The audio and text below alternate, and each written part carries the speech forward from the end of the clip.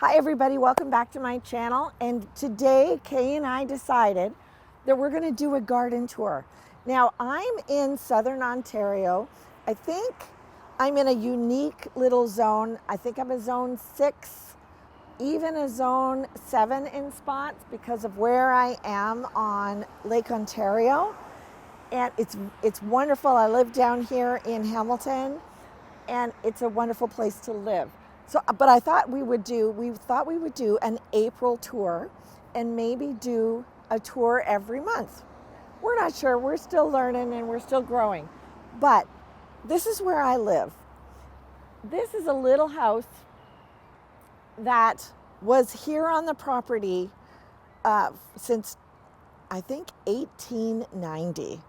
So it's a very old original house. When we bought the property, we re-sided, we rebuilt the front porch, and it is a lovely little original house. And then the part that we rent this out, wonderful tenants. The part that we live in, you'll see as we go back. But here's the garden.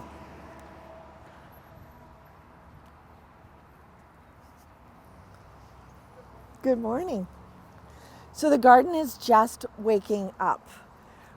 We have this lovely, I think this is a fig tree. I'm not sure. If you know what this is, tell me. I've lost it in my brain. I usually know. These are heuchera, which I have trimmed back already for spring. They're ready to grow. They will grow and fill in completely this entire space with this gorgeous burgundy. We've got some hydrangeas that are coming to life.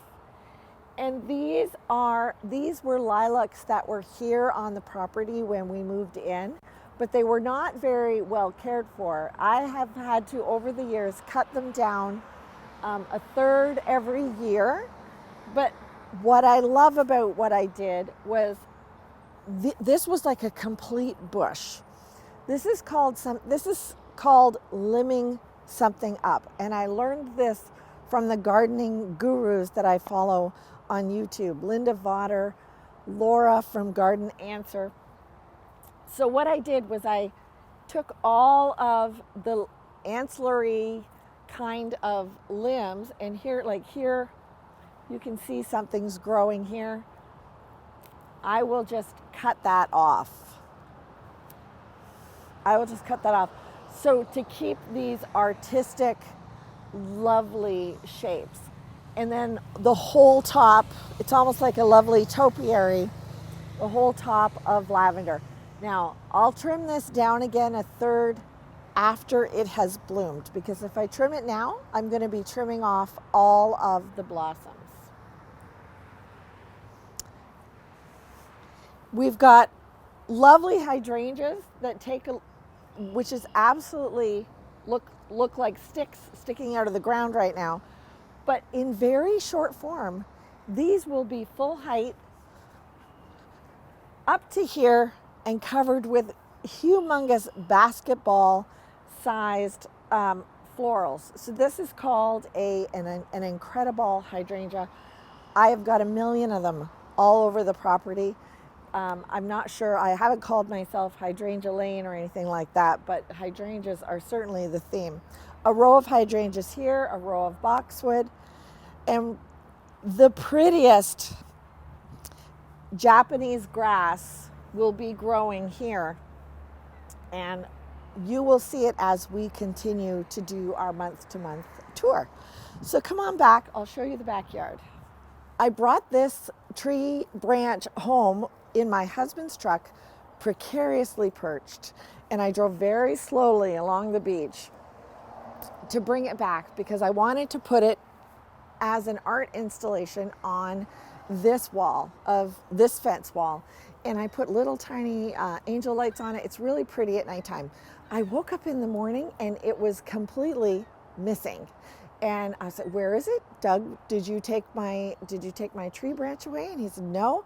My neighbor who rents the lovely house out front thought it had fallen from somewhere, and he took it across the street and disposed of it. So I had to trudge across, pull it back, and I am very proud of myself because I installed this myself. with these hangers. These were leftover pieces from a deck project my husband did. So I just simply put them in the garden as a little art install. And now we're entering what I call the secret garden, the courtyard garden. And it is absolutely one of my favorite places to be. And right now the things are waking up in the garden. Garbage is waking up in the garden. And things are waking up, and I am outside daily checking out, see what's coming to life. It will be very different month to month. It's such an interesting process to follow this garden. This is a little vine that I brought from my last home just as a little cutting, and it's growing and just loves its life here. And again, we've got a serviceberry tree growing. We've got some other wonderful trees that I don't always know the name. This one I just got some advice from a friend on how to prune. I'll do that later today. This is an oak leaf hydrangea. It is amazing what this will look like. This will be full up to here with daisies and Japanese forest grass. And I've got a peony that is starting. This is a lovely place to be and to explore in the garden. Now, this has become quickly one of my new favorites. Look what's happening. This is called a brunnera. And guys, this is kind of a replacement for a hosta if hostas don't work for you. This will get very big. These little leaves will get a good size, and it will be covered with these little blue flowers. I'm very, very excited about it. My clematis has vigorously started growing. I'm going to Wales for 3 weeks, which is very, very exciting. But part of me is like, I'm going to miss my garden for 3 weeks. So there'll be growth and all sorts of things happening, and I'm going to miss it. But when I get back, I will have a glorious time revisiting and getting to know my garden again. It's being mulched, and we're going to do a video for you. You'll see that coming up from Land Source. I think, what was it called, Kay? Land Source Organics. They do my mulching, and they come in with a great big, like long tubes, and they blow in the mulch because I need about 30 yards, and that would be days of work, back-breaking work to wheelbarrow all that in, plus get it delivered. They come in and they do it for me. It's marvelous. And here we go. I think I'm gonna miss this on my travel to Wales, but we've got the hydrangeas starting, the allium starting, hyacinth is starting. So much is starting. I've got these great big planters that I'm going to take. You guys know that I have a gallery called Crown and Press in Hamilton, and these I got off Facebook Marketplace. I love thrifting, absolutely love thrifting. These I got off Facebook Marketplace. I'm going to be taking there, and we're going to be doing some wonderful arrangements outside the building. This is another thrift find, the leaf. I went to a garage sale a few years ago, and you'll see in the garden that I have 3 of them. Here's the middle-sized one.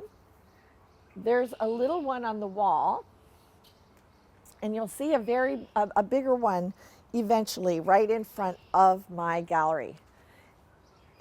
I found this middle-sized one in a store in Kelowna for $500.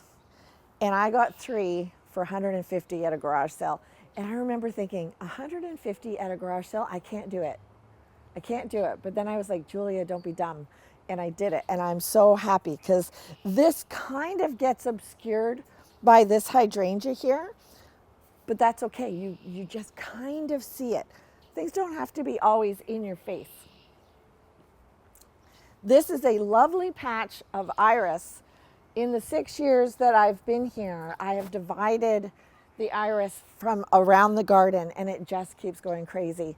It it could probably be divided again soon. This is called donkey's tail or burro's tail or something like that. And it is kind of like a succulent, but it's kind of very Dr. Seussy, isn't it?